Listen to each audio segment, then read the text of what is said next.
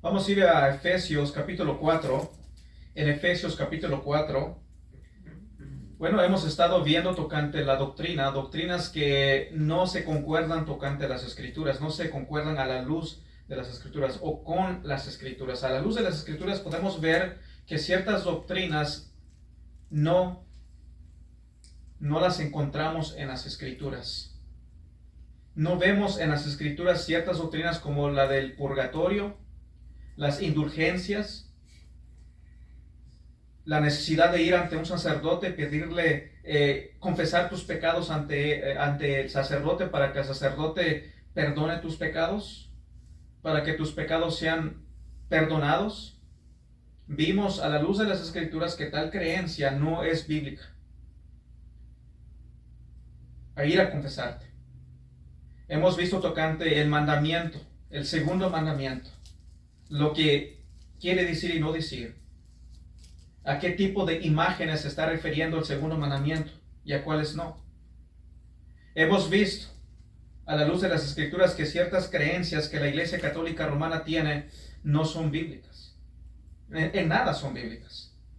Vimos cómo es que sus sacerdotes tuercen las escrituras. Por ejemplo, cuando Jesús dice para que veas que el Hijo del Hombre tiene potestad para perdonar pecados, los fariseos y los escribas estaban entre sí, estaban diciendo pues blasfemia, ¿quién perdona pecados sino solamente Dios? Y Jesús responde para que veáis que el Hijo del Hombre, en otras palabras, para que veas que que en realidad soy deidad, para que veas que soy Dios y tengo poder. Por el hecho de que soy Dios, tengo poder para perdonar pecados, te lo voy a demostrar. No solamente por boca o por el hecho de que me escuches decirlo, sino lo voy a demostrar con hechos. Y le dice al hombre enfermo, levántate. Y se levanta. El hecho de que se levantó es demuestra de que en realidad sus pecados fueron perdonados porque lo declaró Dios. Jesucristo es Dios y declaró, dijo, tus pecados son perdonados. Así que Cristo Jesús es Dios. Al decir Hijo de Hombre, hemos visto que es el título, se refiere a su deidad, de que Él es Dios.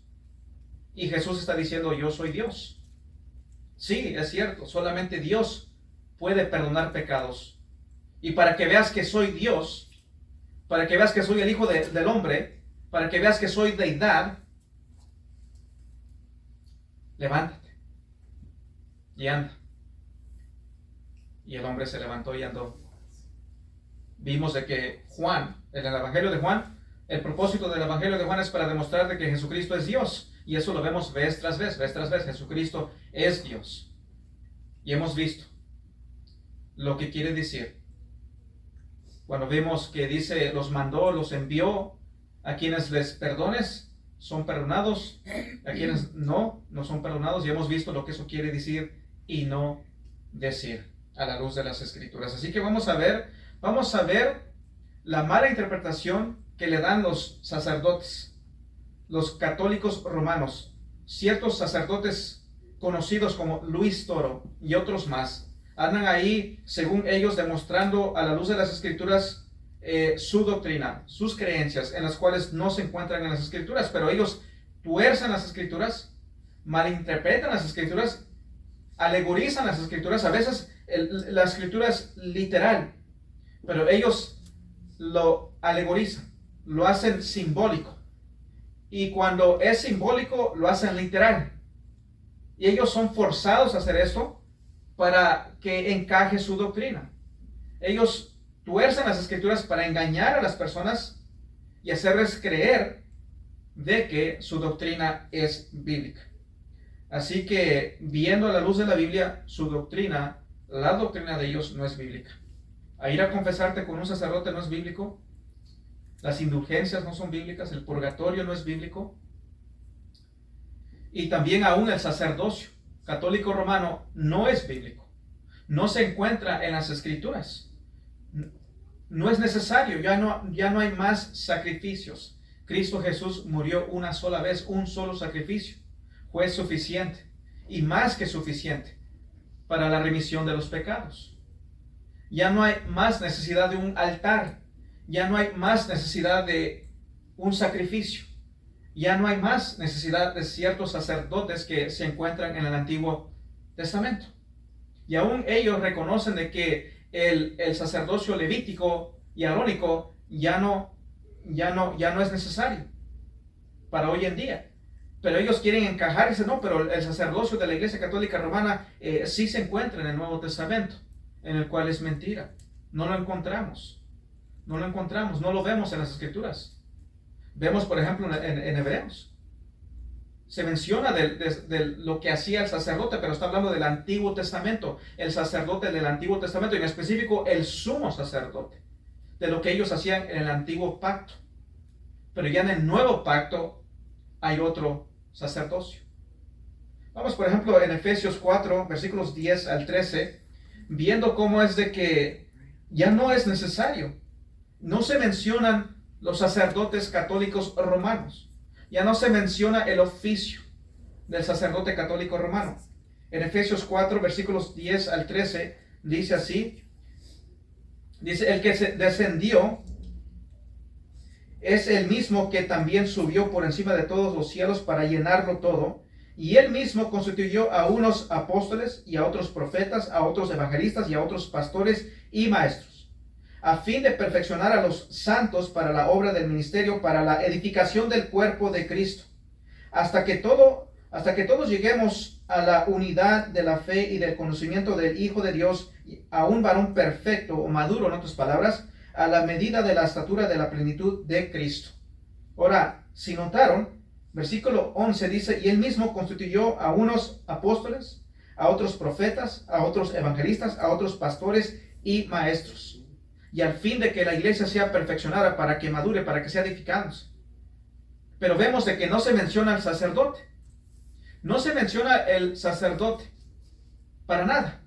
¿Por qué? Porque no está en el Nuevo Testamento, no es necesario. Tenemos un sumo sacerdote quien es Cristo Jesús, y es más que suficiente. Ya no es necesario que haya sacerdotes en las iglesias. Ya no es necesario, porque ya no hay más sacrificios que hacer. Ya no hay más remisión de pecados que hacer. Ya se hizo un solo sacrificio. Por ejemplo, en Efesios 2:20, dice en Efesios 2:20, dice, edificaos sobre el fundamento de los apóstoles y profetas, siendo la principal piedra del ángulo Jesucristo mismo. Así que edificaos sobre el fundamento de los apóstoles y profetas. Los apóstoles y los profetas pusieron el fundamento. El fundamento es Jesucristo, siendo la principal piedra del ángulo Jesucristo mismo. Ellos establecieron la doctrina. Ellos predicaron el evangelio. Jesucristo, nuestro Salvador, Redentor, nuestro sumo sacerdote. El fundamento ya está puesto. Y ya que el fundamento, por ejemplo, cuando ya lees en Efesios 4:11, dice, y él mismo construyó a unos apóstoles y a otros profetas, que ellos pusieron el fundamento. Ya poniendo el fundamento, ya no hay más apóstoles, ya no hay más profetas, porque el fundamento ya está puesto. Y ahora, a otros evangelistas, a otros pastores y maestros. Un pastor es un maestro. Pastores y maestros. Un pastor es un maestro. Entonces quedan los evangelistas y los pastores, que son maestros. Ya de ahí ya no se menciona sacerdocio católico romano, porque ya no es para hoy en día. Porque ahora tenemos un sumo sacerdote, que es Jesucristo mismo. Por ejemplo, vamos a ver aquí en Hebreos 7. En Hebreos 7, versículos 11 al 28. En Hebreos 7, 11 al 28, vamos a leer casi todo el capítulo para ver de que, vamos a ver si se menciona, porque ellos a veces usan este texto para, según ellos, argumentar de que ahí se habla del sacerdocio de ellos. Pero no se menciona eso. ¿Se acuerdan que el domingo pasado vimos cómo Luis Toro usa un texto de Levítico y dice, bueno, aunque no sea santo el sacerdote, aunque no viva en santidad el sacerdote, aunque es pecador el sacerdote, tú lo tienes que ver santo porque Dios dice que así lo tienes que ver? Que es pura mentira. Dios no dice eso. Dios manda, en el Antiguo Testamento eran mandados a vivir en santidad. Era seria la cosa. Tenían ciertos mandamientos que cumplir, reglas que cumplir, requisitos que cumplir. Si no se cumplían, no podría ejercer el sacerdocio del Antiguo Pacto. Y en el Nuevo Testamento vemos que Dios nos llama a ser santos porque Él es santo. Nuestra práctica, nuestro diario vivir es de buscamos vivir en santidad, no de simplemente vivir como en pecado, liberadamente. No. Dios no dice, bueno, si miras a alguien ahí viviendo liberadamente en el pecado, bueno, pues, pero tú mira lo santo porque yo soy santo. No, eso no es lo que dice Dios. Sino debes de ver una persona que busca vivir en santidad, se esfuerza a vivir en santidad, no en perfecta obediencia, pero sí progresiva. En Hebreos 7:11 vamos a ver si se describe aquí, a la luz de lo que dijo Luis Toro, si tú lo miras que no es santo, bueno, tú míralo como santo. Vamos a ver si aquí se menciona y se ve el sacerdocio católico romano, que en lo cual ya hemos visto y los mismos sacerdotes reconocen de que no son santos, de que muchos de ellos no viven en obediencia a Dios, viven en el pecado.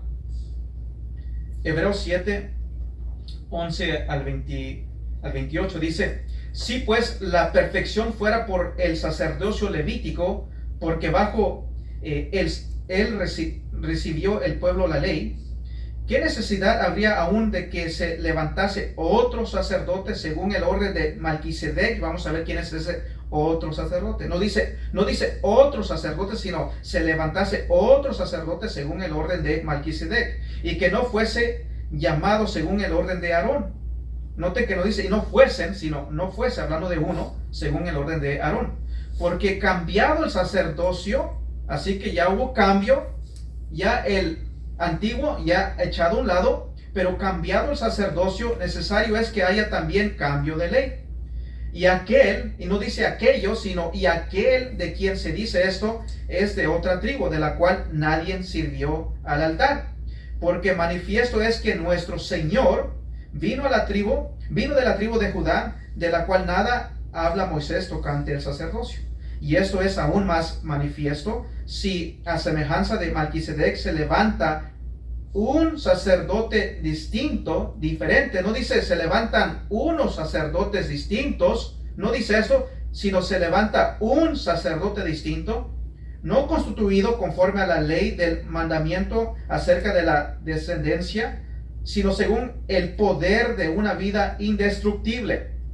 El poder de una vida indestructible. Pues se da testimonio de él, no de ellos, sino de él.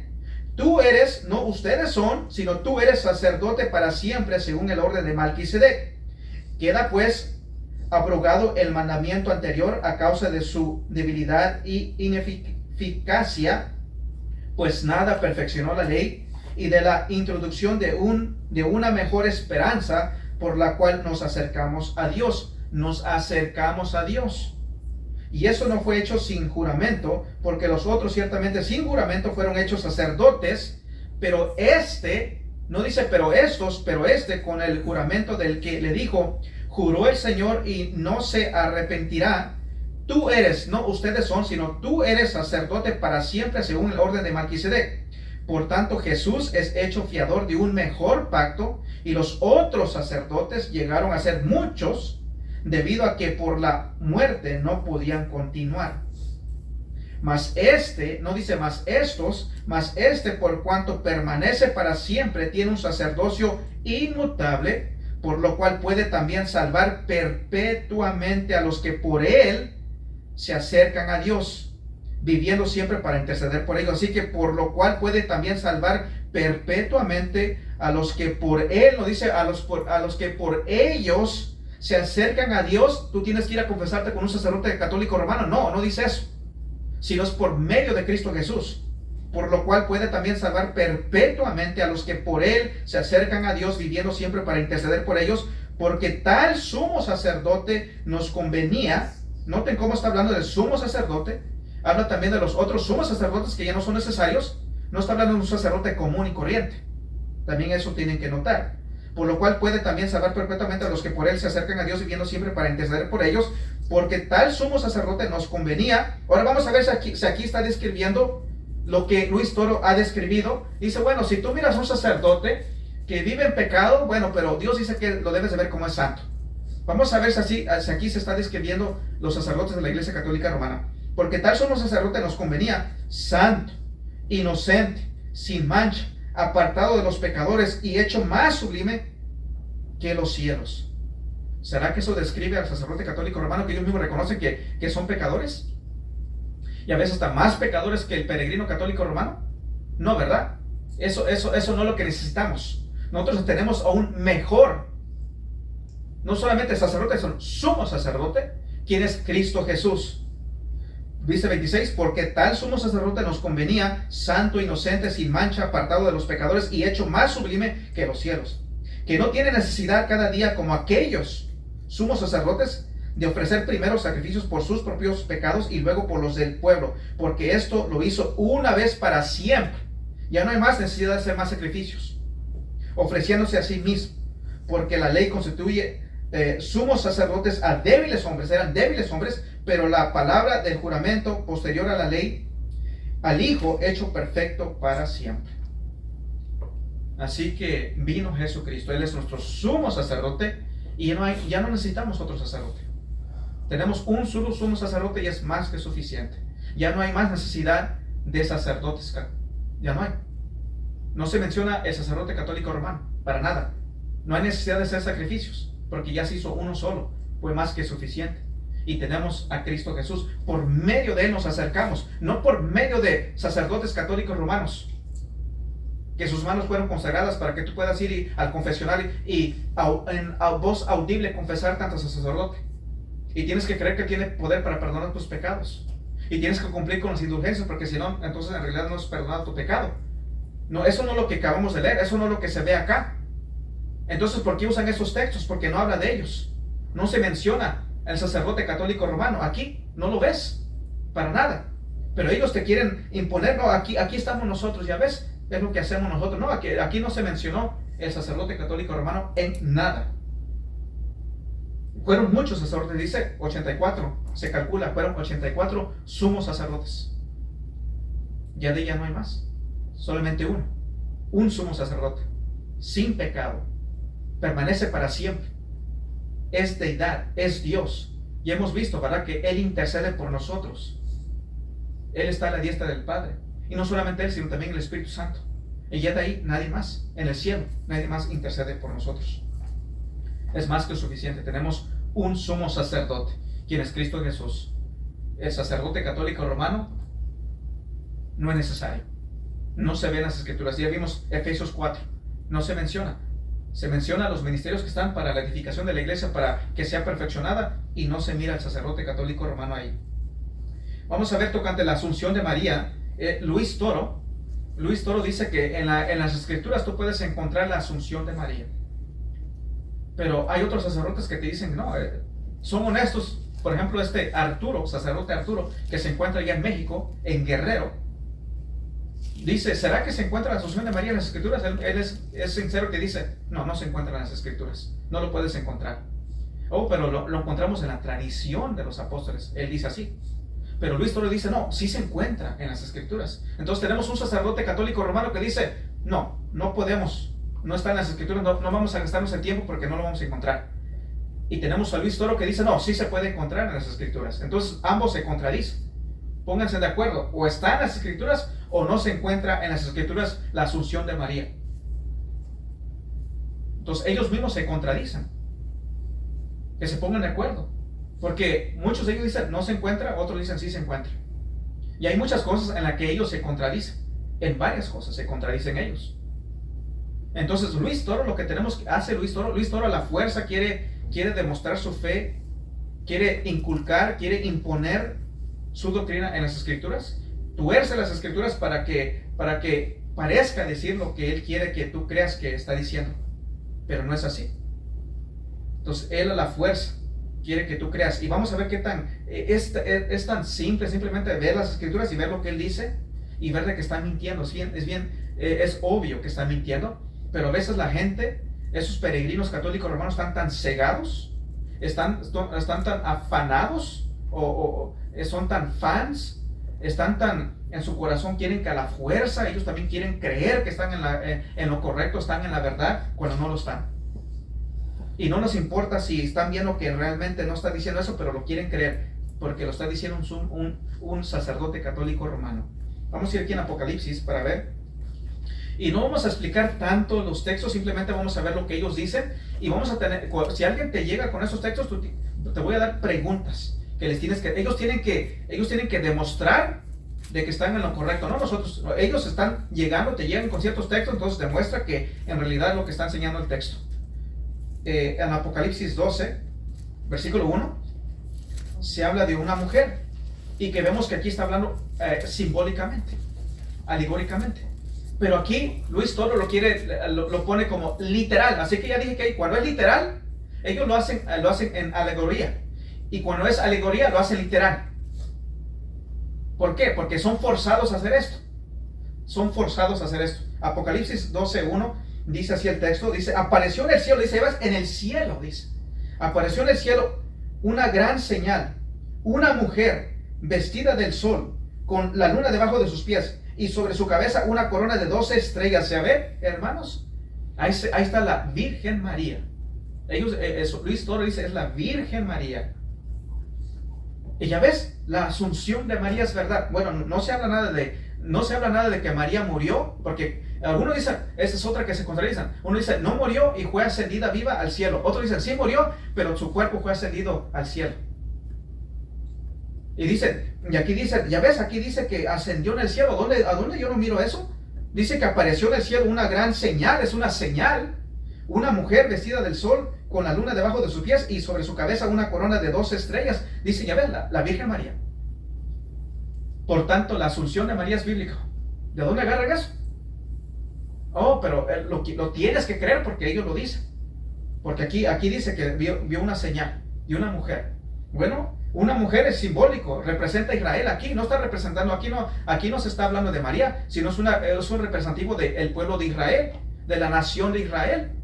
Que vemos en el Antiguo Testamento que siempre se menciona a Israel, se habla como, hablando simbólicamente, alegóricamente, una mujer. Por ejemplo, vamos a ir a Isaías 54. En Isaías 54, simplemente vamos a ver, hay varios textos que podríamos ir a ver, pero no queremos alargar esto, a ir de largo. Vamos simplemente en Isaías 54, versículos 5 y 6, viendo de cómo alegóricamente, cómo se habla de Israel, se habla como mujer. En Isaías 54, versículos 5 y 6, dice así: yo les daré lugar en mi casa y dentro de mis muros, y nombre mejor que el de hijos y hijas, nombre perpetuo les daré que nunca perecerá. Y a los hijos de los extranjeros que sigan a Jehová para servirle, y que, disculpe, estoy leyendo Isaías 54, versículos 5 y 6. Isaías 54, versículos 5 y 6 dice: porque tu marido es tu hacedor, Jehová de los ejércitos es su nombre, y tu redentor, el Santo de Israel, Dios de toda la tierra, será llamado, porque como a mujer abandonada y triste de espíritu te llamó Jehová, y como la esposa de la juventud que es repudiada, dijo el Dios tuyo. ¿Ya ven cómo se refiere a Israel como una mujer?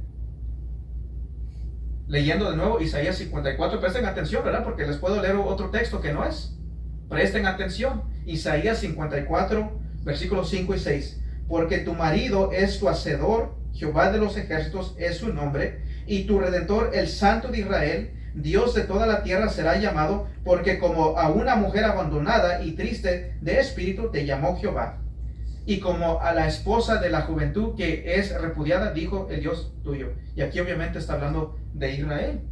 Se refiere como a una mujer. Como una mujer. Viendo aquí en Génesis, vamos hacia atrás a Génesis 37.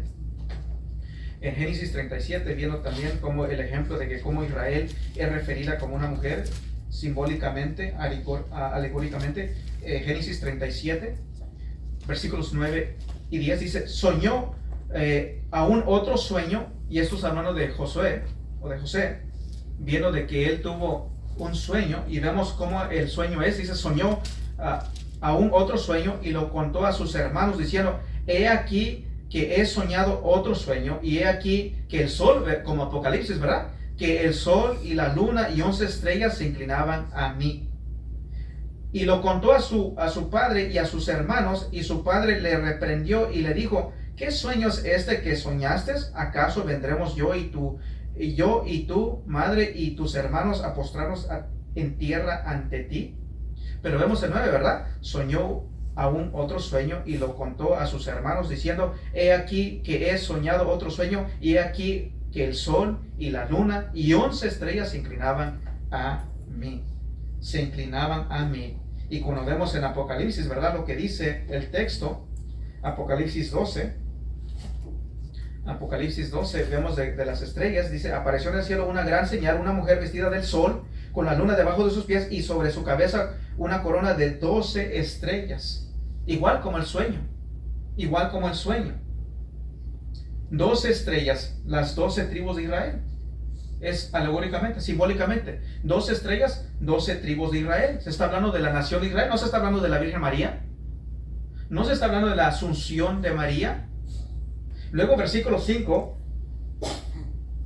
de Apocalipsis, en Apocalipsis 12:5, él lee el versículo 1 y se brinca y va al 5, Apocalipsis 12:5, dice, y ella dio a luz un hijo varón, que regirá con vara de hierro a todas las naciones, y su hijo fue arrebatado para Dios y para su trono. Que obviamente aquí está hablando de la nación Israel. Jesús es de la descendencia judía, de la descendencia de Israel. Nació en Israel. Simplemente lo que quiere decir que el Mesías salió de Israel. Pero no se está hablando de la Virgen María. Dice, y ella dio a luz un hijo varón, que regirá con vara de hierro a todas las naciones, y su hijo fue arrebatado para Dios y para su trono. Noten cómo lo chistoso, ¿verdad? Cómo dice, y su hijo fue arrebatado para Dios y para su trono. ¿Será que Jesucristo ascendió al cielo? Obviamente sí ascendió al cielo, ¿verdad? Lo vemos en los evangelios, ¿verdad? Que él ascendió. Los apóstoles lo vieron yendo hacia el cielo. Pero noten cómo, si fuera María aquí, se estuviera hablando de la asunción de María, que no se menciona en el versículo 1, que no hubiera dicho, y su hijo y ella fueron arrebatados para Dios y para su trono. No dice eso, ¿verdad? No lees eso, ¿verdad? Qué chistoso, ¿verdad? Se dice que Jesucristo sí fue al cielo, pero no se menciona de María. Qué tan raro, ¿verdad? Si aquí se estuviese enseñando la asunción de María, ¿por qué no se menciona? Habla de que su hijo fue arrebatado para Dios y para su trono. Y luego obviamente no está hablando de María, porque si tú hablas tú entiendes la doctrina de los católicos tocante la creencia tocante María. Ellos creen que María fue sin pecado. Y vemos que la Biblia dice que la paga del pecado es muerte. Y vemos que dice, bueno, murió María, entonces, bueno, si murió María, entonces sí era con pecado, porque si no, no hubiese morido. Y es por eso que tienen el dilema. Uno dice, no, sí murió. Otro dice, no murió, porque tienen el dilema. Si murió, entonces indica de que sí era pecadora. Porque la paga del pecado es muerte. Todos nosotros vivimos y llegamos a morir. ¿Por qué? Porque hay pecado en nosotros. Es la consecuencia del pecado. Originalmente no iban a morir. Adán y Eva no iban a morir, iban a vivir eternamente. Pero pecaron. Y por consecuencia de ello entró la muerte. Entonces, según ellos, creen que María no pecó. Y la Biblia nos dice algo en la Biblia tocante la consecuencia del pecado. Versículo 2, vamos a leer el versículo 2, dice, y estando encinta, hablando de la mujer que se ve en la visión, que obviamente no es María, pero ellos quieren decir que es María. Bueno, si es María, pues entonces esto va a contradecir tu creencia tocante la Inmaculada Concepción. Dice, y estando encinta, clamaba con dolores de parto en la angustia del alumbramiento. Clamaba con dolores de parto la mujer. Bueno, con dolores de parto. Bueno, el que sabe de las Escrituras sabe que estos dolores de parto vino a cabo por causa del pecado. Y si María no tenía pecado, era sin pecado, como enseña la Iglesia Católica Romana, ella no debiese haber tenido dolores de parto. Pero aquí te dice que esta mujer clamaba con dolores de parto. Entonces, no está hablando de la Virgen María. Y estando encinta, clamaba con dolores de parto, en la angustia del alumbramiento. Dolores de parto. Entonces, no se está hablando aquí de la Virgen María, según su doctrina de ellos, según su creencia de la Inmaculada Concepción, de que ella fue sin pecado, ella nació sin pecado. Pero aquí te dice que tuvo dolores de parto. Entonces, no se está hablando de María. Esto está contradiciendo lo que ellos creen tocante a María. Vamos a ir aquí en Isaías, viendo de que se habla de Israel. Siempre se menciona ella como mujer. Isaías 26. Isaías 26.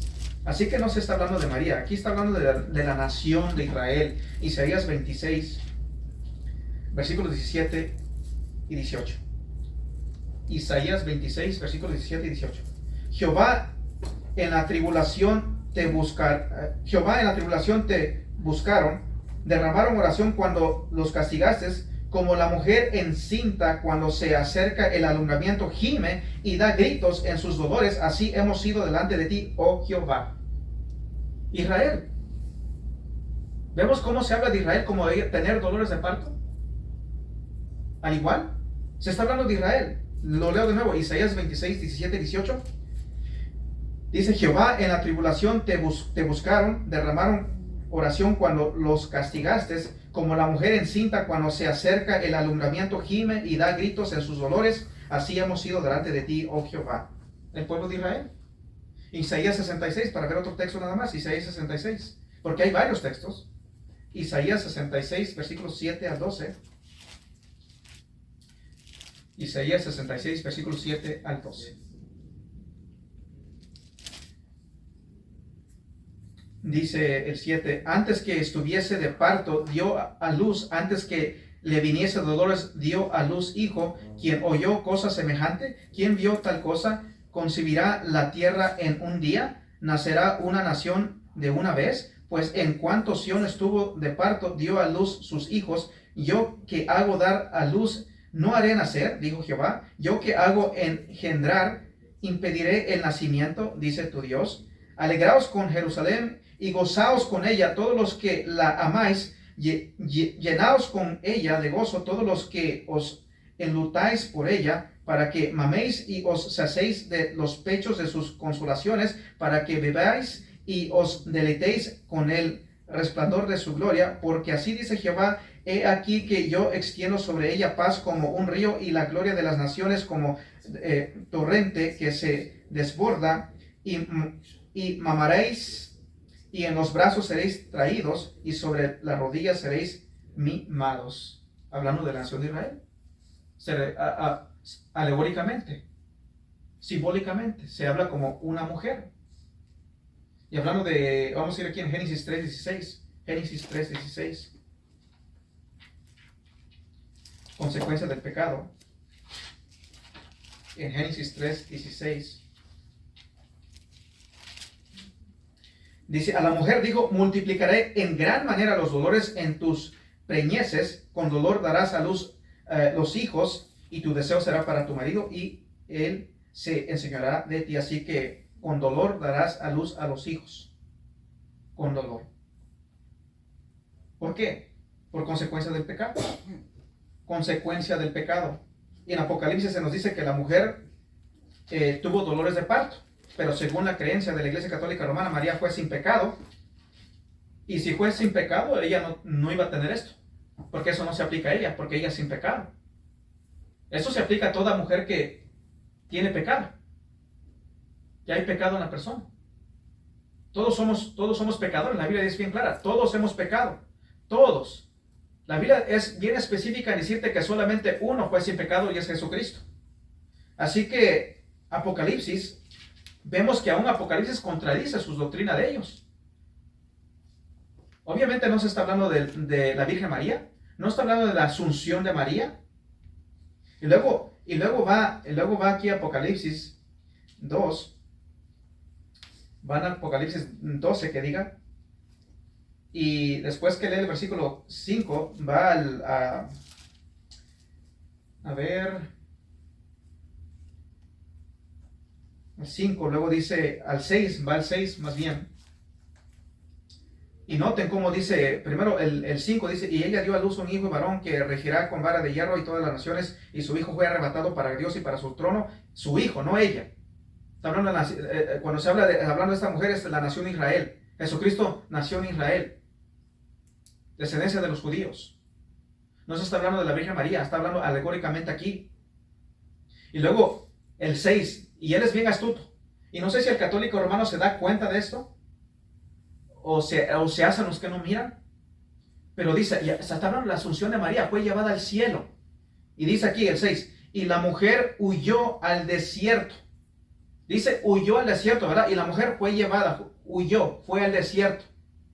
Dice, donde tiene lugar preparado por Dios. ¿Dónde tiene lugar preparado? ¿Dónde tiene lugar preparado por Dios? En el desierto, ¿verdad?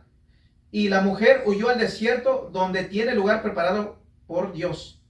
Pero Luis Toro, cuando se lee este texto, y la mujer huyó al desierto. Luego se enfoca, ignora esto, y la mujer huyó al desierto y lo ignora. Dice, donde tiene lugar preparado por Dios. Hermanos, ¿qué nos tiene preparado Dios? El cielo. Así es, hermanos, así también asunción a María. Dios tiene preparado para María el cielo. Fue ascendida al cielo.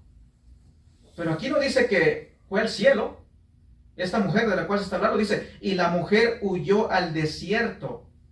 ¿Y dónde? Dice, ¿dónde tiene lugar preparado por Dios? Dios tiene un lugar preparado por ella. ¿En dónde? En el desierto, no en el cielo.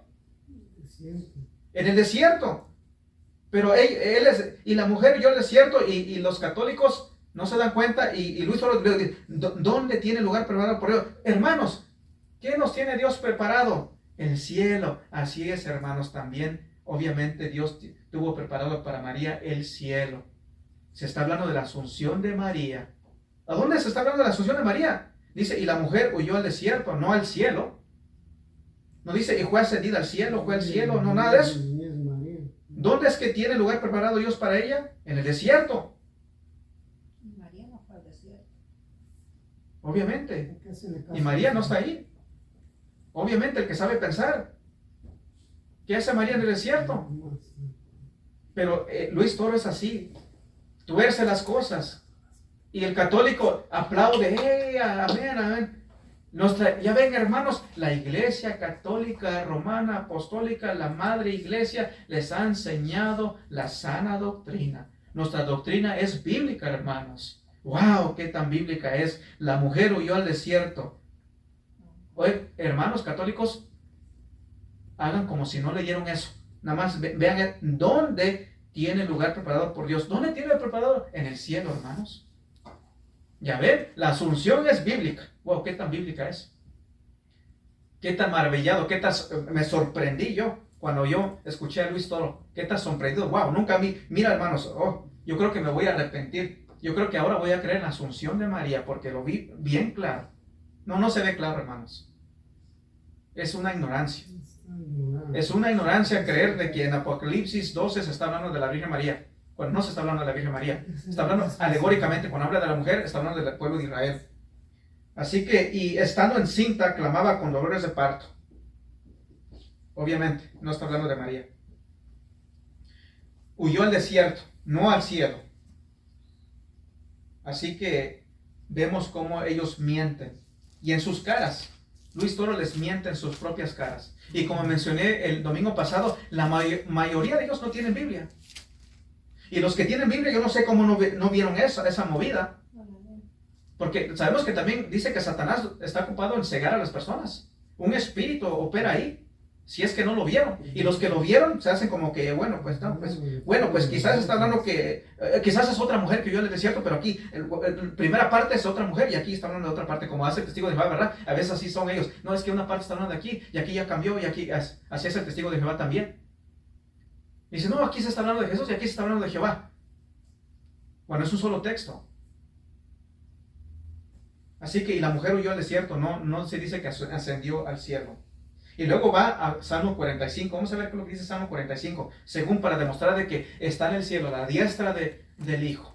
Salmos 45, en el Salmo 45.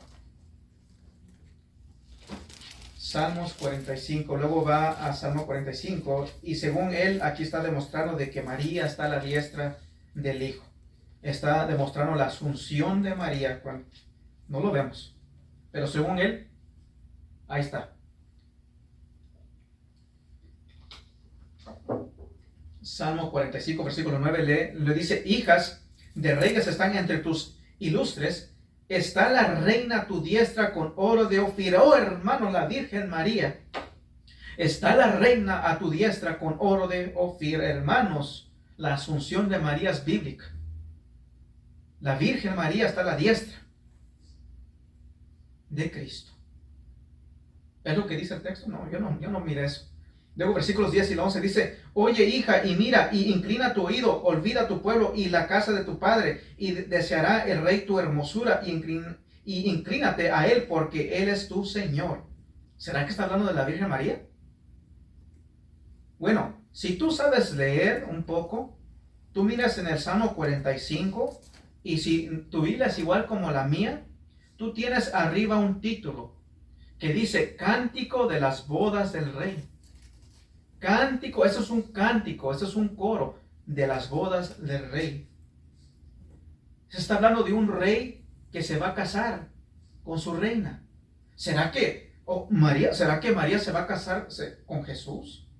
Bueno, quién sabe con ellos, ¿verdad? Porque en una ocasión dice el Luis Toro que el Padre es esposo de María. Y está otro sacerdote que dice el Espíritu Santo es esposo de María. Bueno, o es el Padre o es el Espíritu Santo. Ahora no me vayan a salir que Jesucristo es el esposo de María también, con esa gran locura, con esa blasfemia. Porque aquí se está hablando de un rey que se va a casar con su reina, su esposa. Por eso es que dice, lean el texto. Oye, hija, y mira, y inclina tu oído, olvida tu pueblo. Obviamente se va a casar, deja a tu padre y tu madre, vete con tu rey, se va a casar, olvida tu pueblo y la casa de tu padre, olvídalo porque ya te vas a casar. Y deseará el rey tu hermosura, y inclínate a él porque él es tu Señor. Luego versículo 16. En lugar de tus padres serán tus hijos. ¿Será que la Virgen María tuvo hijos? Bueno, ellos niegan, ¿verdad? Que tuvo hijos.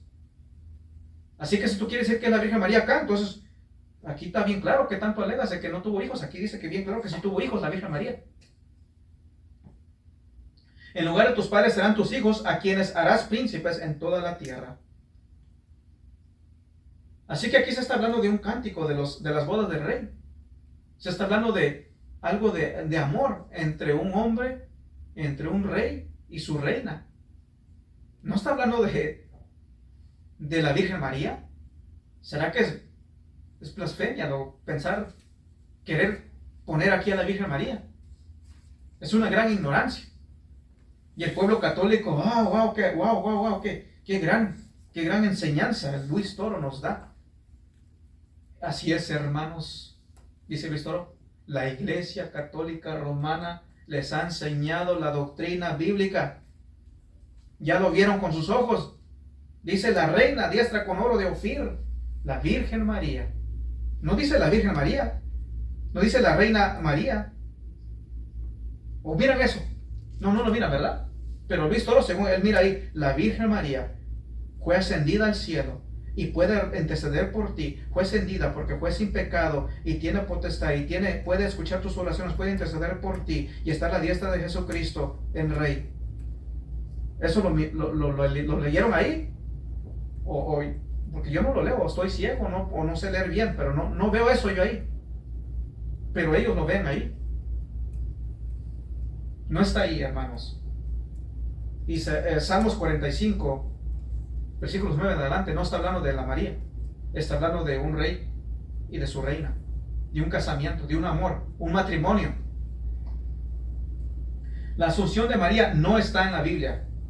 Y como mencioné, el sacerdote Arturo, que se encuentra allá en México, que también es conocido entre los católicos romanos, allá en Guerrero, él reconoce, te dice, hermanos, no vas a encontrar en la Biblia la asunción de María. Él reconoce esto. Reconoce eso, pero luego él se va y dice, pero los sucesores de los apóstoles hablaron de la asunción de María. Pero eso es una mentira. Los sucesores de los apóstoles no hablaron de María, no hablaron de la asunción de María, nunca hablaron de que María fue sin pecado. Eso es una mentira. Por 4 siglos no se conocía tal creencia. 4 siglos. 1 siglo, 2 siglos, 3 siglos, 4 siglos, no se escuchó. Hasta el 5º se comenzó a escuchar estas creencias. Así que es mentira. Los sucesores de los apóstoles no enseñaron esto, no creían esto, no creían en la asunción de María. Según su tradición, María vivió como 14 años después de Cristo, después de que Él resucitó. Se cree de que María murió, fue sepultada, pero después fueron al sepulcro. ¿Qué tanto después? ¿Quién se sabe? Pero murió, fue sepultada y llegaron a ir al sepulcro y por alguna razón, no sé, escarbaron y que se dieron cuenta de que no estaba el cuerpo de María y habían flores ahí en lugar de su cuerpo. Y ellos al ver nada ahí y flores, la asunción de María. Wow, ¿qué tal si alguien fue ahí y la movió de ahí y dejó flores ahí?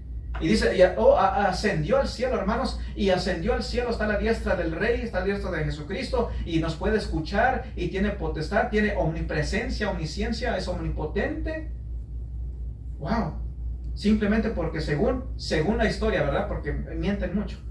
Sus tradiciones, ¿verdad? Fueron y abrieron el sepulcro y no había nada. Y habían flores y ya la creencia ascendió al cielo, hermanos, y María sin pecado ascendió al cielo y puede interceder por nosotros. ¿Ven cómo ellos dan un gran brinco de fe? Simplemente porque dicen que es tradición apostólica. No es tradición apostólica, que no te mientan. Vamos a ir aquí en 1 Corintios y mencionan este texto. Y miren cómo no mencionan nada de María, pero cómo ellos quieren poner a María ahí, la quieren encajar ahí. En 1 Corintios 15:23 dice así, 15:23, pero cada uno es en su debido orden, Cristo las primicias, luego los que son de Cristo en su venida. Y aquí está hablando de la resurrección de los santos, de los creyentes. ¿Cómo lo sabemos? Bueno, versículos 19 al 22 dice, si en esta vida solamente esperamos en Cristo, somos los más dignos de conmiseración de todos los hombres, mas ahora Cristo ha resucitado de los muertos, primicias de los que duermen o durmieron es hecho, porque por cuanto la muerte entró por un hombre, también por un hombre la resurrección de los muertos.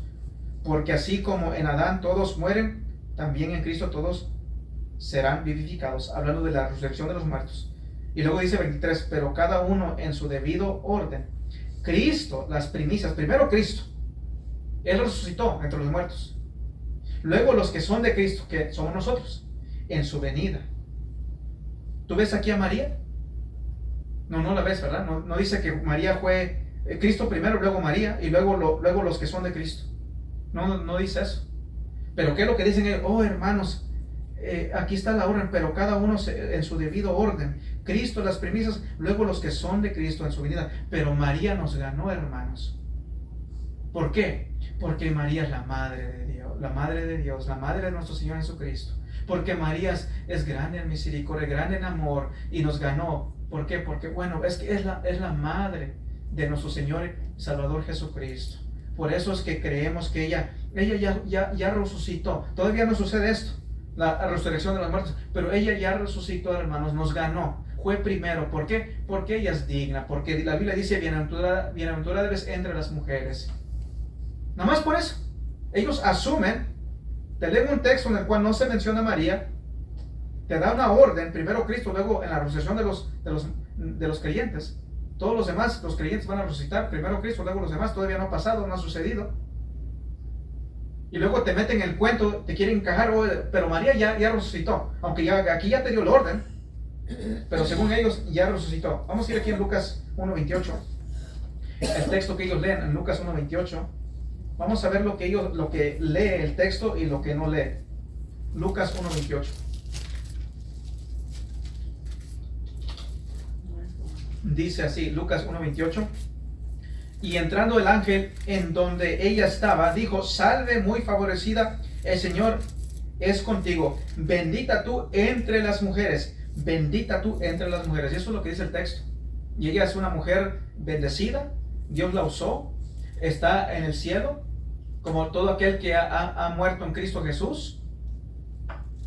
Pero solamente, ¿qué es lo que dice? Bendita tú entre las mujeres, es lo que dice el texto.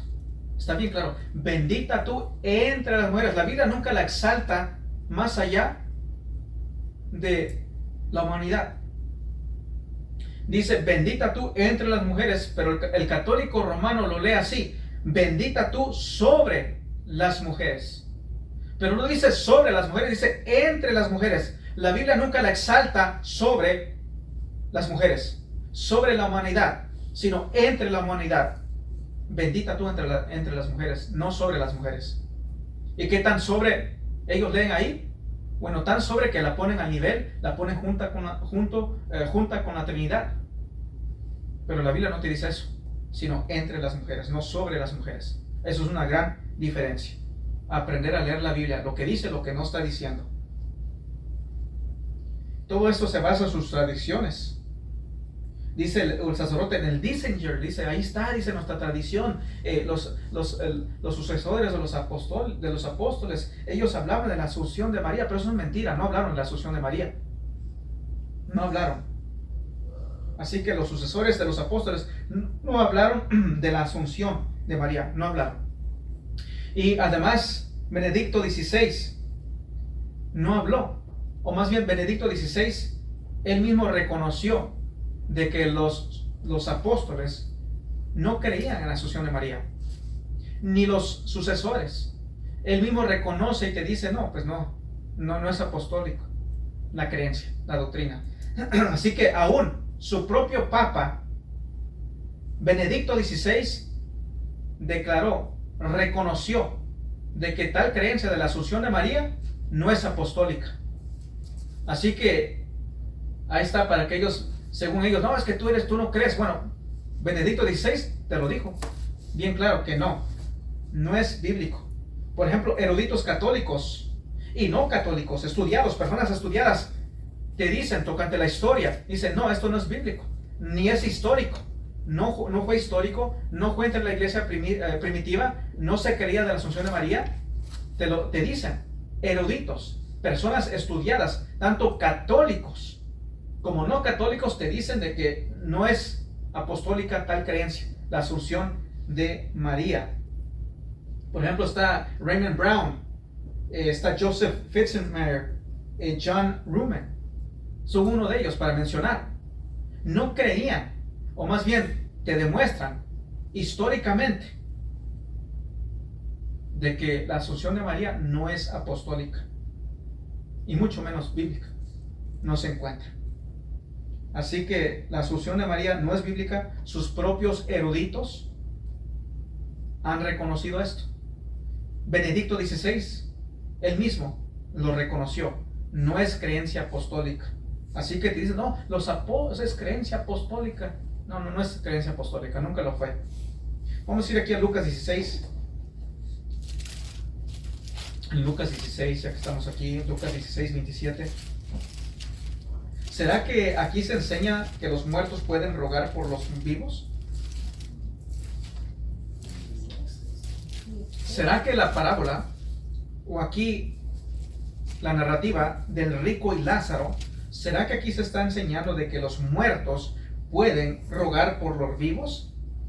Porque ellos creen que obviamente un santo, ya dije lo que ellos creen lo que es un santo, verás, alguien que fue un súper católico romano, que hizo buenas obras, que murió sin pecado, en un estado sin pecado, murió bien ante Dios y fue directamente al cielo, es un santo que puede interceder por ti ante Dios.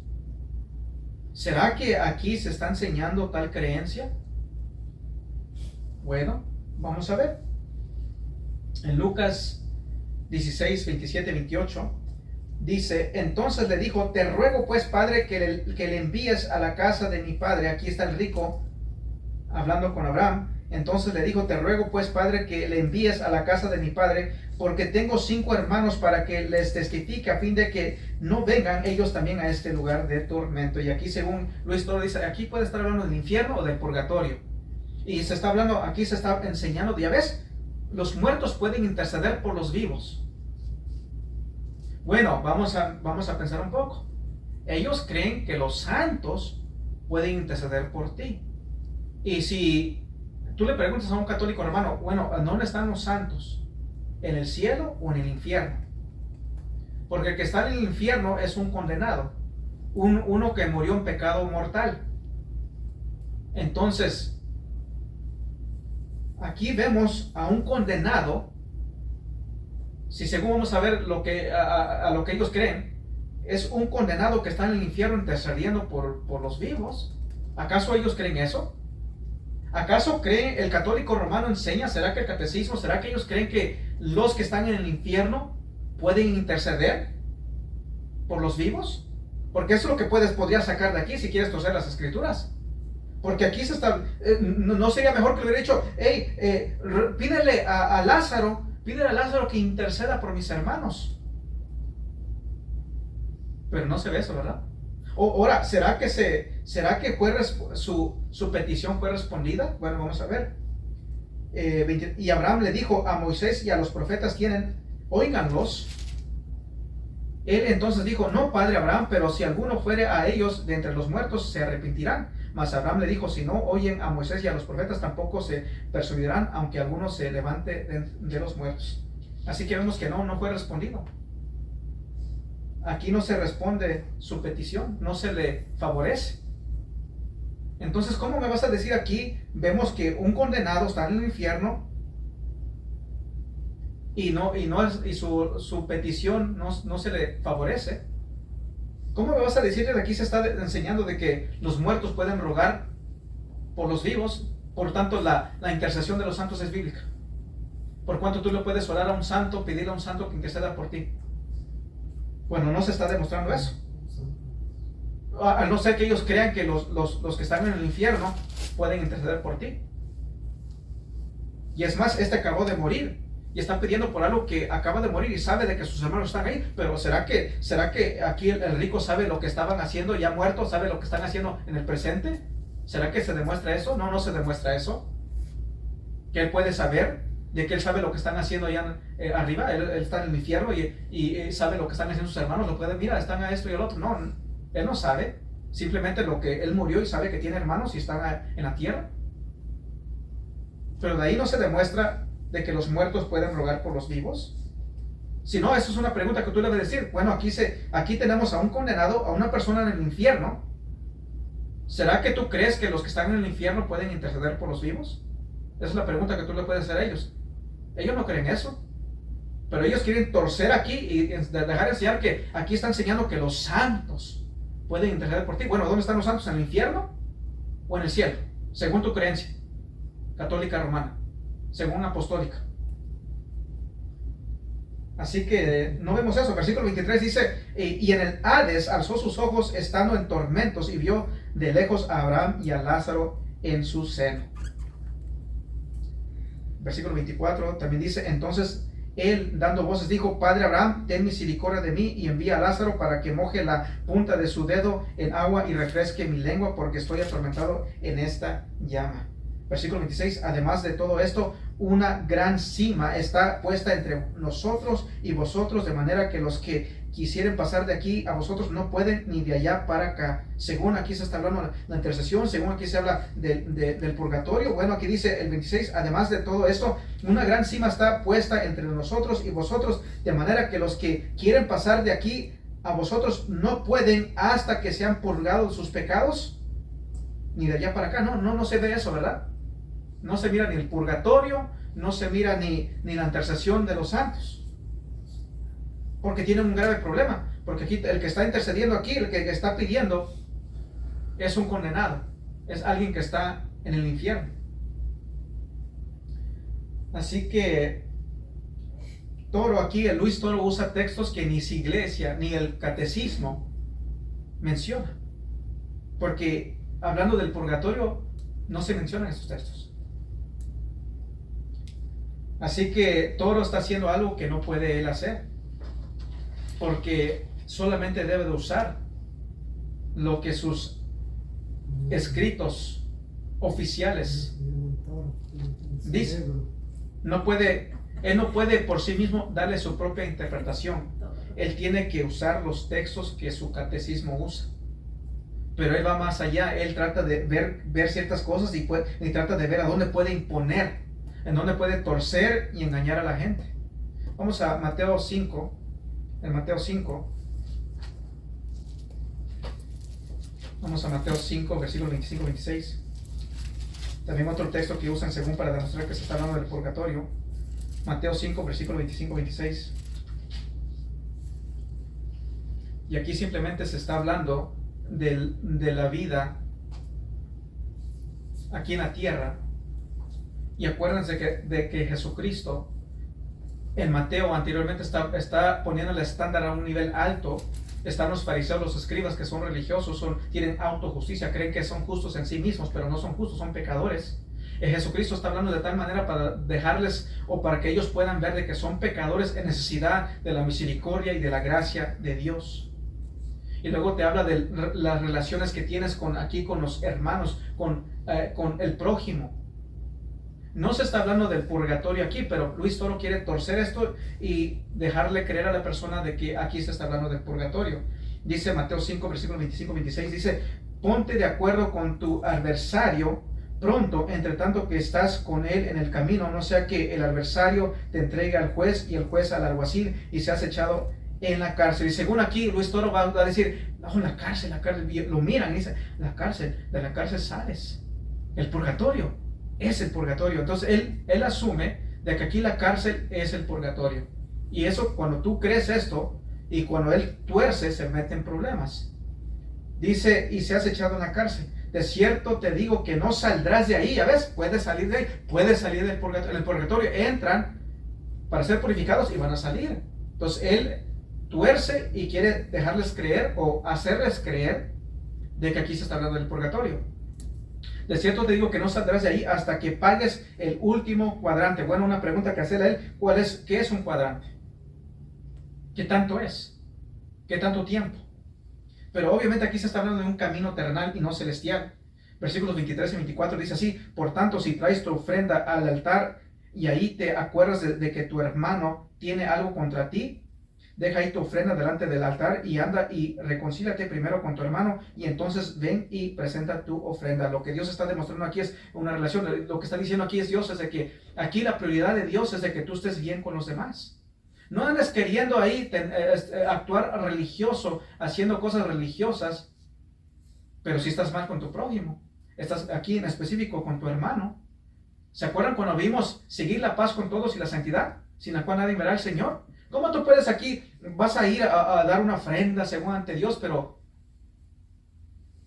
tu hermano tiene algo contra ti? Primero arrégla bien, ¿verdad? Arréglate con tu hermano, porque es la prioridad de Dios, que estés bien con tu hermano. Y después puedes ir y ofrecer ofrenda a Dios. Vamos a ir aquí en Isaías 1, versículos 11 a 16. En Isaías 1, versículo 16, vamos a ver lo que dice, para que entiendan un poco mejor. Isaías 1, versículos 11 a 16. Dice, ¿para qué me sirve, dice Jehová, la multitud de vuestros sacrificios? Hastiado estoy de holocaustos de carneros y de cebo de animales gordos. No quiero sangre de bueyes, ni de ovejas, ni de machos cabríos. ¿Quién demanda esto de vuestras manos cuando venís a presentaros delante de mí para hollar mis atrios? No me traigas más vana ofrenda. El incienso me es abominación, luna nueva y día de reposo. El convocar asambleas no lo puedo sufrir. Son iniquidad vuestras fiestas solemnes, vuestras lunas nuevas y vuestras fiestas solemnes las tienen aborrecidas mi alma, me son gravosas, cansado estoy de soportarlas. Cuando extendáis vuestras manos, yo esconderé de vosotros mis ojos. Asimismo, cuando multipliquéis la oración, yo no oiré. Llenas están de sangre vuestras manos. Lavaos y limpiaos, quitad la iniquidad de vuestras obras delante de mis ojos, dejar hacer lo malo. Aprender a hacer el bien, buscar el juicio, restituir al agraviado, hacer justicia al huérfano, amparar a la viuda. Entonces, eso es lo que Dios prefiere. Y lo que está hablando aquí en Mateo, regresando a Mateo, está hablando de que, bueno, antes de que tú hagas tu actividad religiosa, no andes ahí queriendo actuar religioso y andas mal. O tu prójimo atrae algo contra ti. Y noten cómo dice, por tanto, si traes tu ofrenda al altar y ahí te acuerdas que tu hermano, no necesariamente que tú estés enojado o que tú tengas algo, sino que tu hermano tiene algo contra ti. Aún está hablando de una responsabilidad, de una madurez. Aún si tu hermano, no es de que yo esté enojado o esté molesto, sino que tu hermano por alguna razón esté molesto o enojado contigo. Trata de arreglar ese problema antes de venir y arreglarte con Dios. Y luego, si leyendo anteriormente, dice aquí, como dije, Jesús está alzando el estándar. Y los judíos, los fariseos que querían que eran autojustos, que eran suficientemente justos. Pero Dios está diciendo, no, tú necesitas de la misericordia de Dios. Dice 21, oíste que fue dicho a los antiguos, no matarás, y cualquiera que matare será culpable de juicio. Ok, bueno, no voy a matar. Y si matas, eres digno de juicio. Ok, no voy a matar. Pero luego aquí Jesús dice algo. Pero yo os digo que cualquiera que se enoje contra su hermano será culpable de juicio, aún simplemente con enojarte. Y cualquiera que diga necio a su hermano será culpable ante el concilio. Y cualquiera que le diga fatuo quedará expuesto al infierno de fuego. ¿Qué es lo que está haciendo Jesucristo? Está diciendo, oh, si nosotros no matamos. Oh, pero tenían odio. Oh, pero decían cosas. Entonces lo que está queriendo hacer Jesús es de que vean de que ellos no son perfectos. El estándar es perfección. Y luego te dice, bueno, si tú vas a dar tu ofrenda, y aún, si no es que tú estés molesto, no es de que tú tengas algo, si tu hermano, es para que digan, wow, pues ¿quién puede? Es por eso que necesitamos de la misericordia y la gracia de Dios para salvación. Y noten cómo habla de la ofrenda, habla de un hermano, pero luego en el 25 cambia. Pero Luis Toro no hace la distinción, sino él lo junta todo. Pero dice, ponte de acuerdo con tu adversario. Mi hermano no es mi adversario. Ya está hablando de las relaciones, pero ponte de acuerdo con tu adversario pronto, entre tanto que estás con él en el camino. No sea que el adversario te entregue al juez. ¿Será que el adversario me puede entregar a Dios? Porque según aquí el juez, aquí es Dios. ¿Será que mi adversario me puede literalmente llevarme ante Dios? No. Está hablando de un juez terrenal, literalmente. Aquí no es alegóricamente. Aquí está hablando de un juez. En ese entonces, cuando tenían problemas, cuando tenían así ciertos problemas o deudas y no podían reconciliarse, bueno, te voy a llevar ante el juez y ahí vamos a arreglar las cosas ante el tribunal. Vamos a arreglar las cosas. Es lo que está simplemente queriendo decir. Arréglate con tus hermanos, en tus relaciones y con tus adversarios. Arréglate. Está bien. Dices, no sé que el adversario te entregan al juez y el juez al alguacil. Y una pregunta que le puede decir, ya que según es aquí, el juez es Dios. Una pregunta, ¿quién es el alguacil entonces? Si ellos quieren alegorizar esto, si el juez es Dios, ¿quién es el alguacil? Es una pregunta que ellos tienen que contestar. Y seas echado a la cárcel, de cierto te digo que no saldrás de ahí hasta que pagues el último cuadrante. Así que aquí no se está hablando de un purgatorio, no se está dando la doctrina del purgatorio, simplemente se está hablando de relaciones. Se está hablando de que Dios quiere que andes bien. Ponte bien con tu hermano. No andes en pleitos. No se mira bien. Busca la santidad. Busca la paz y la santidad para que vean a Dios en tu vida. Así que vemos que en el versículo 25-26 ya no se habla de la ofrenda. ¿Por qué? Porque está hablando de otra cosa, de otra situación en la vida. ¿Y quién te lleva delante del juez? ¿Será que tu adversario te puede llevar delante del juez? Según porque aquí es Dios. ¿Será que el adversario te puede llevar delante de Dios? Serán preguntas que le puede hacer a él, a los católicos romanos. Y de nuevo el catecismo no menciona este texto. Podrá decirle a un católico romano, enséñame en tu catecismo que aquí se está hablando del purgatorio. No va a poder porque el catecismo no menciona estos textos hablando del purgatorio. Luis Toro simplemente está torciendo las escrituras. Vamos aquí en Mateo 18, otro texto, en Mateo 18, versículos 23 a 30.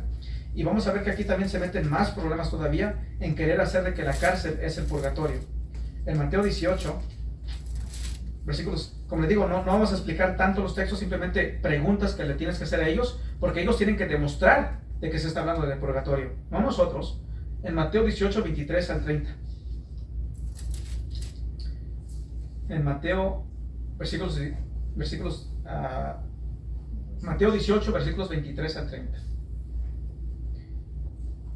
Dice, por lo cual el reino de los cielos es semejante a un rey que quiso hacer cuentas con sus siervos, y comenzando a hacer cuentas le fue presentado uno que le debía 10,000 talentos. En otras palabras, 10,000 talentos es una cuenta que no se puede pagar.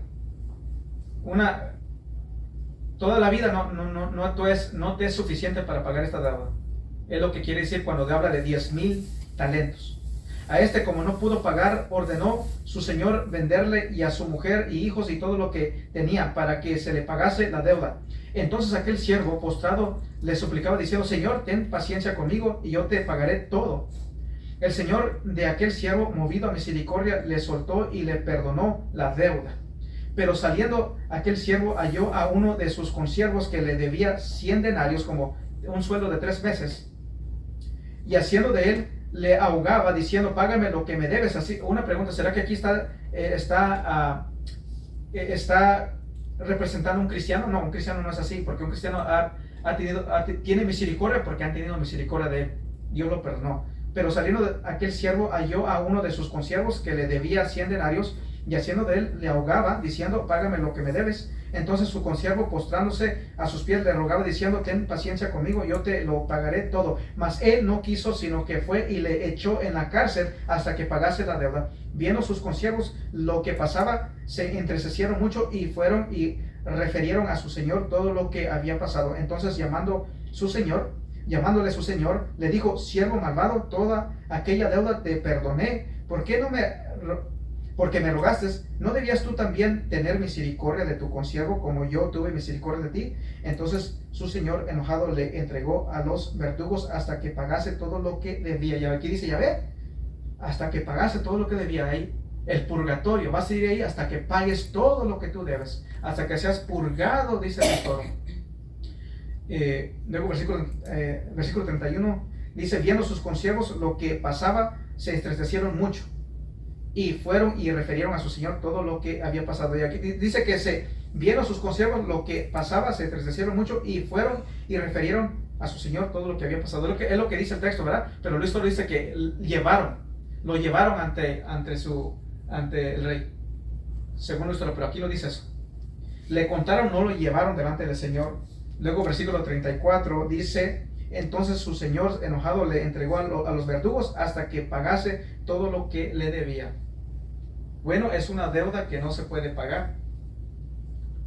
Una deuda que no se puede pagar, así que para siempre. Pero, según Luis Toro, vamos a ver aquí, según Luis Toro, la cárcel es el purgatorio. Vamos a razonar un poco. Según Luis Toro, la cárcel es el purgatorio. Versículos 28 y 29 dice así, pero saliendo aquel siervo, halló a uno de sus consiervos que le debía 100 denarios, que son 3 meses, pero él quería 10,000 talentos, que es una deuda que la eternidad, no, en otras palabras, es una deuda que es impagable. Y aquí 100 denarios, 3 meses de sueldo.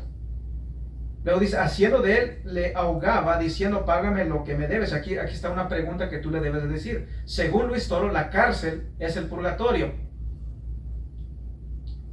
Entonces su consiervo, postrándose a sus pies, le rogaba, diciendo, ten paciencia conmigo y yo te lo pagaré todo. Yo te lo voy a pagar todo. Mas él no quiso, sino fue y le echó en la cárcel hasta que pagase la deuda. Pregunta.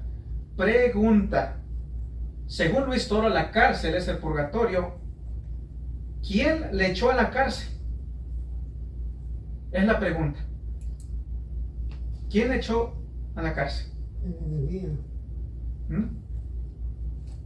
Dice, pero saliendo aquel siervo, el siervo que fue perdonado, halló a uno de sus consiervos que le debía 100 denarios, y haciéndole de él, le ahogaba, diciendo, págame lo que me debes. Entonces su consiervo, postrándose a sus pies, le rogaba, diciendo, ten paciencia conmigo y yo te lo pagaré todo. Mas él no quiso, sino fue y le echó a la... ¿Será que aquí el consiervo puede echar a las personas al purgatorio? ¿Será que mi prójimo me puede echar a mí al purgatorio? Porque según Luis Toro, mas él no quiso, sino fue y le echó en la cárcel. Según Luis Toro, es el purgatorio. Según su doctrina de Dios, ¿quién es el que te manda al purgatorio? Dios. Pero aquí vemos que un consiervo manda a otro a la cárcel, al purgatorio, según la creencia de Luis Toro. ¿Ven cómo te metes en problemas cuando tú quieres torcer las escrituras? Mas él no quiso, sino fue y le echó a la cárcel hasta que pagase la deuda, al purgatorio, hasta que sea purificado. ¿Será que eso es lo que está enseñando aquí? ¿Será que se está hablando del purgatorio?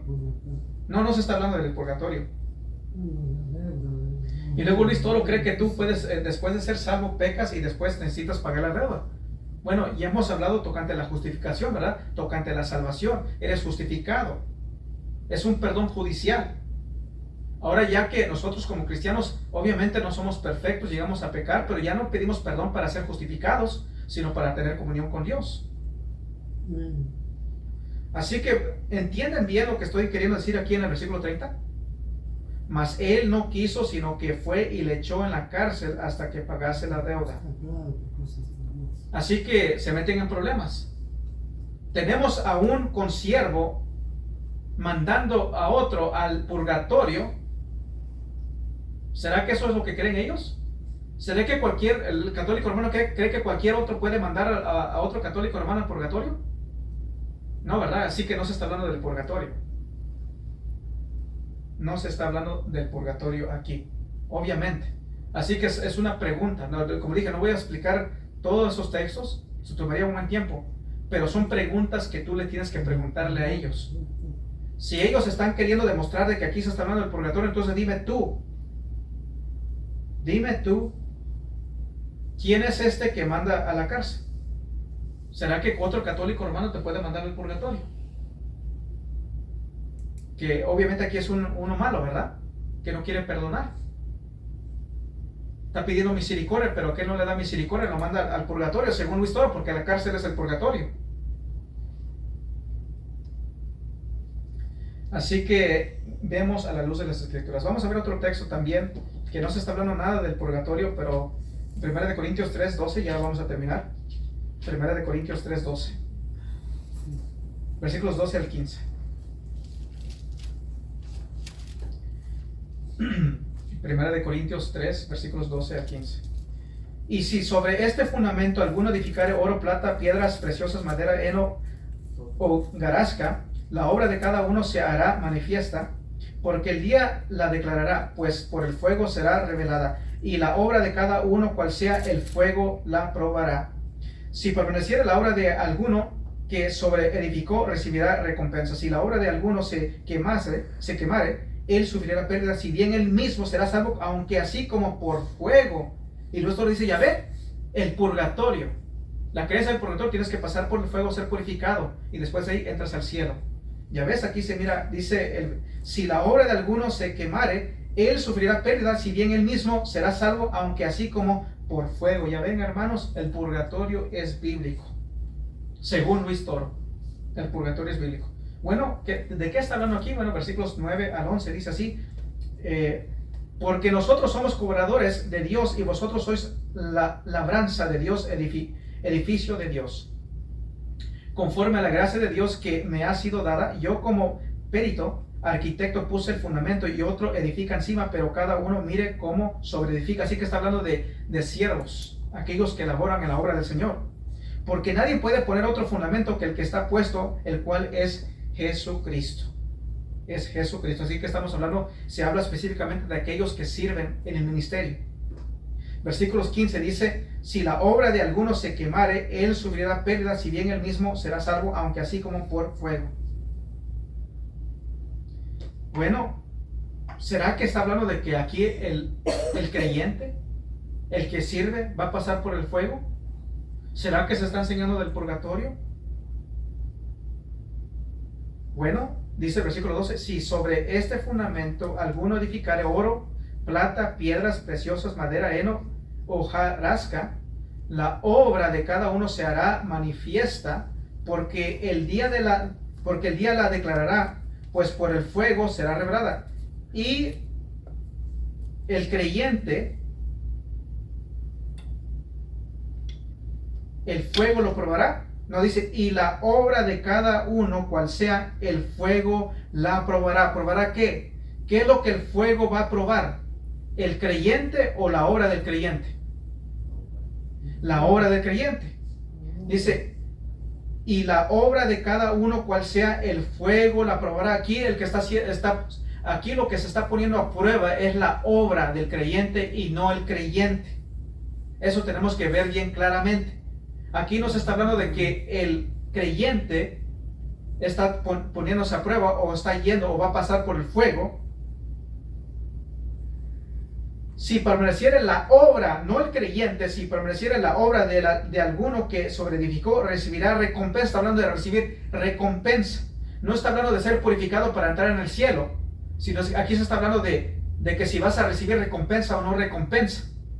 que obviamente la salvación es una recompensa, es algo dado por gracia. Si la obra de alguno se quemare, él sufrirá pérdida. No dice si él se quemare, no, si la obra de alguno se quemare, él sufrirá pérdida, obviamente pierde recompensa. Si bien él mismo será salvo, aunque así como por fuego, aunque has perdido. En otras palabras, tienes que hablar en el lenguaje de en ese entonces. Si la obra de alguno se quemare, él sufrirá pérdida, obviamente, si bien él mismo será salvo, aunque así como por fuego, aunque haya perdido, aunque se haya quemado su obra, en otras palabras, pero no él. En ninguna parte se menciona de que él va a pasar por el fuego o de que él va a estar puesto a prueba, sino su obra. Y si se quemare, va a perder, aunque él mismo es salvo, obviamente, aunque tuvo pérdida, se le quemó su obra. Es simplemente lo que está queriendo decir así, pero no se está hablando de un purgatorio.